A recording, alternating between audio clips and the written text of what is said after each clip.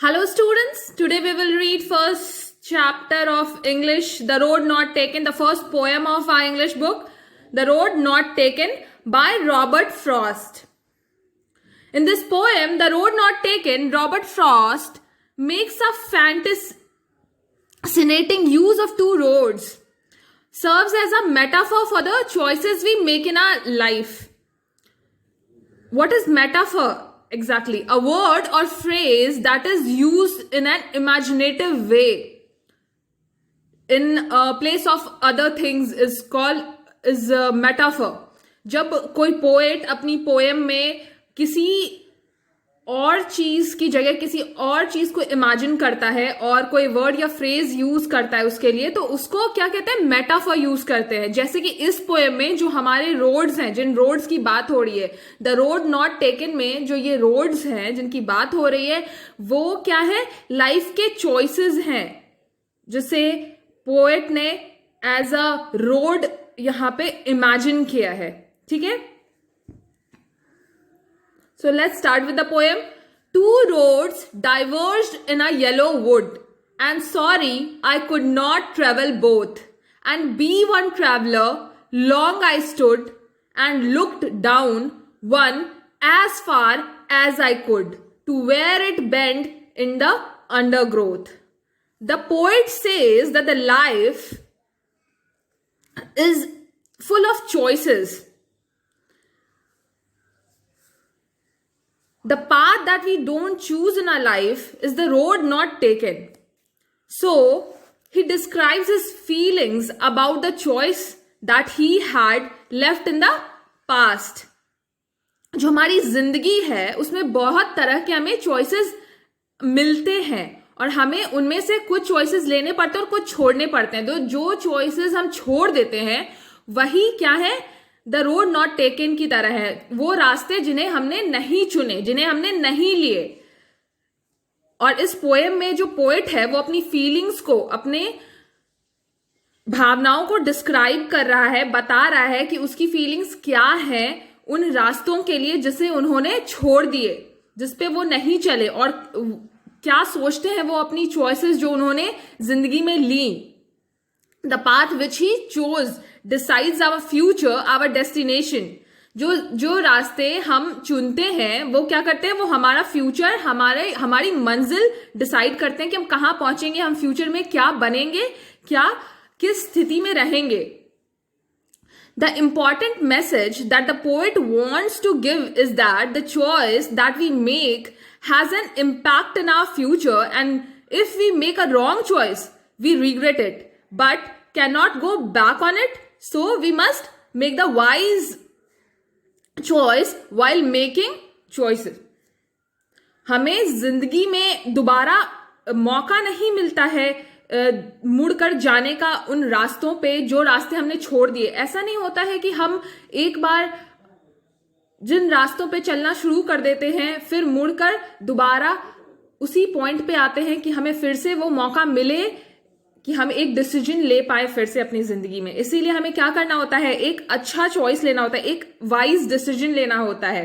तो आप इस पोएम में देख सकते हैं कि पहले लाइन में कहा है, two roads diverge in a yellow wood, there were two different paths going in two different direction.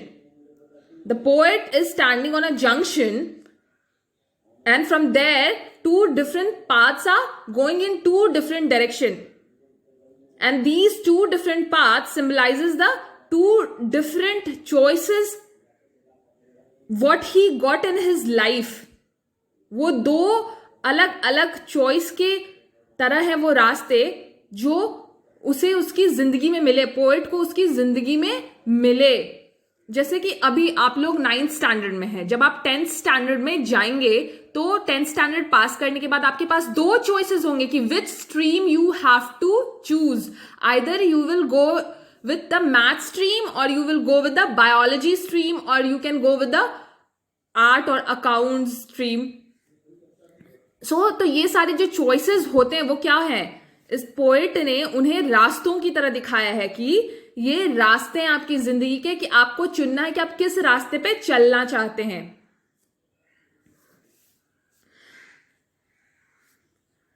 So the poet says there were two different paths going in two different directions in the jungle, and he had to choose one out of them because the poet is one person and a single person can walk on one path at a time.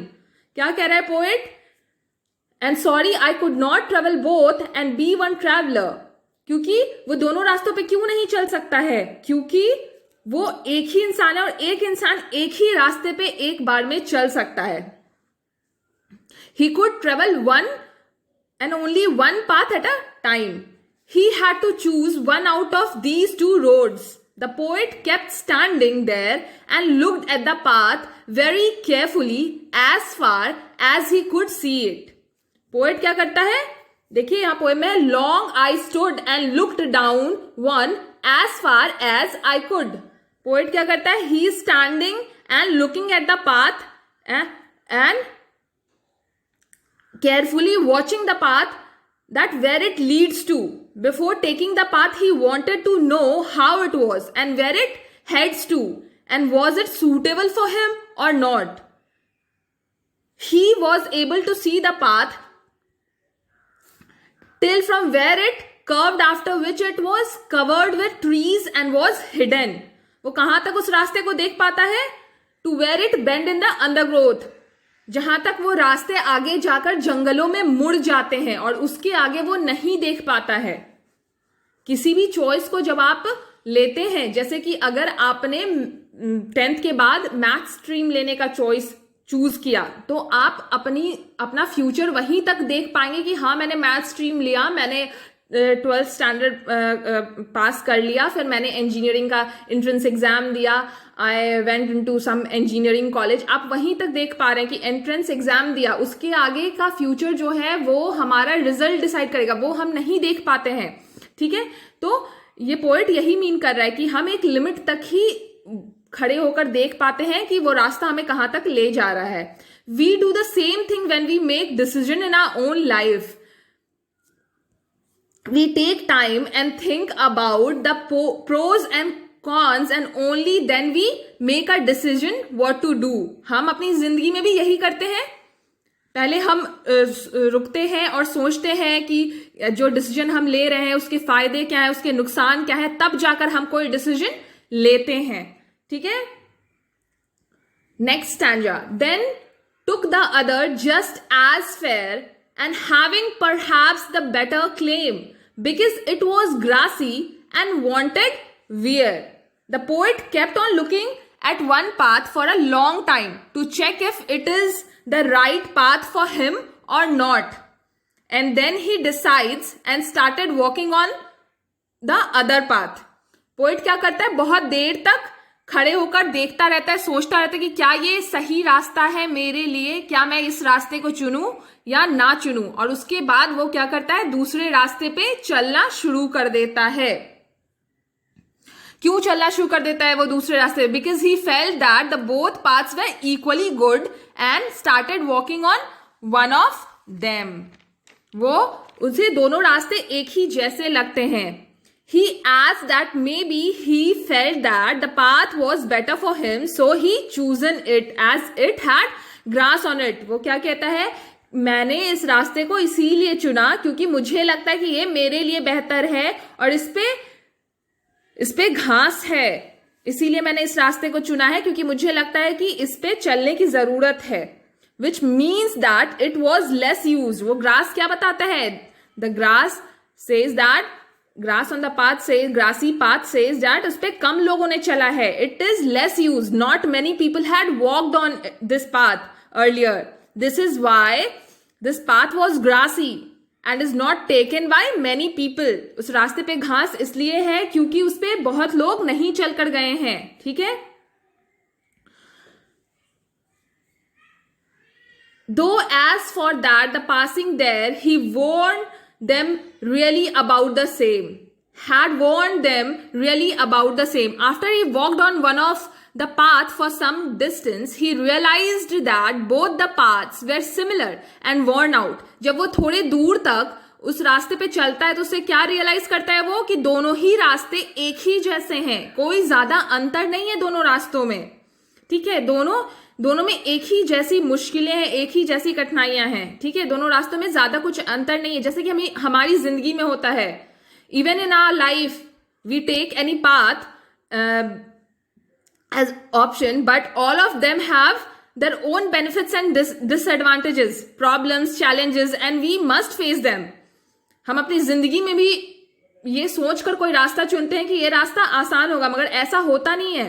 क्या होता है, her choice के, हर रास्ते पे उनके अपने अपने अलग अलग बेनिफिट्स हैं, अलग डिसएडवांटेजेस हैं, अलग प्रॉब्लम्स हैं, अलग चैलेंजेस हैं, और हमें ये चैलेंजेस लेने हैं, तभी हम कुछ बेहतर अपनी जिंदगी में कर पाएंगे। Because there is no shortcut of life. And both that morning equally lay in leaves, no step had trodden back. Oh, I kept the first for another day, yet knowing how way leads on to way, I doubted if I should ever come back. The poet says that both the paths were similar that morning. उस सुबह क्या थी, दोनों ही रास्ते एक जैसे दिख रहे थे। Both had leaves on them and no one had stepped on them as they were still green in colour. क्या है, कोई भी जो जो रास्ते थे दोनों पे ही पत्ते थे। उस मॉर्निंग दोनों ही रास्ते एक ही जैसे दिख रहे थे, और दोनों के जो पत्ते जो गिरे हुए थे ना, वो ब्लैक नहीं हुए थे। ब्लैक कब हो जाते हैं पत्ते, जब उन पे कोई चढ़ जाता है, उन पे कोई चल कर जाता है। बट वो जो पत्ते थे बिल्कुल जैसे थे वैसे ही थे, ऐसा लग रहा था जैसे कोई उन पे चढ़कर नहीं गया है, ठीक है। He decides that day he would take one path and keep the other path for another day. वो क्या कहता है कि मैं एक रास्ता चुनता हूं, दूसरा रास्ता कभी और के लिए रहने देता है। Although he knew that one way leads on to another way, जबकि वो जानता है कि एक रास्ता दूसरे रास्ते से मिल जाता है, एक रास्ते दूसरे रास्ते से मिल जाते हैं।